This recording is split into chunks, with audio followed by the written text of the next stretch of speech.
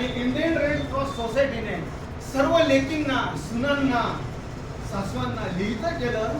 महिला दिनाच्या निमित्ताने का होईना त्यांनी हातात पेन घेतला, कविता लिहिली, निदान वाचन केलं की ते दिवसेंदिवस कमी होत आहे.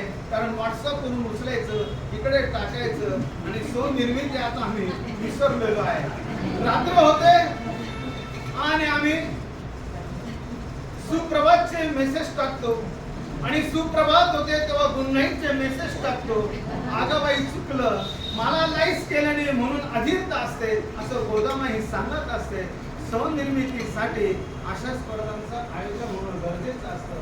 म्हणून गोदामाईने ही अभिनंदनाची पत्रवारी इंडियन रेड क्रॉस सोसायटीसाठी आणलेली आहे. माझ्या गोदामाईला कळू द्या आणि मी कांबळे सरांना विनंती करतो, तुमच्यात आणि यांच्यात जास्त वेळ न घेता गोदामाई कान टवकावून तुमचं व्याख्यान ऐकण्यासाठी, तुमच्या सूचना ऐकण्यासाठी आणि प्रत्येक कवयित्रीला एक काहीतरी शिकून घेऊन जाण्यासाठी आलेले आहेत. हे अभिनंदनाचं पत्र आयोजकांसाठी की त्यांनी वेळोवेळी महिला दिनाच्या निमित्ताने वेगवेगळ्या स्पर्धा आयोजित कराव्यात. सुस्त झालेल्या आणि व्हॉट्सअप आणि रील्स मध्ये व्यस्त झालेल्या महिलांना कुठेतरी एकत्र आणलं पाहिजे असं गोदामाई म्हणत असते. त्याच्यासाठी गोदामाईसाठी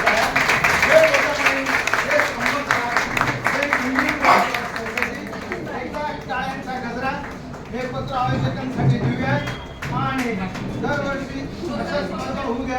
बहुतेक एप्रिल महिन्यात इंडियन रेड क्रॉस सोसायटीचा वर्धापन दिन असेल आणि त्याच वेळेला काहीतरी निबंध स्पर्धा असू शकेल असं गोदामाई म्हणत.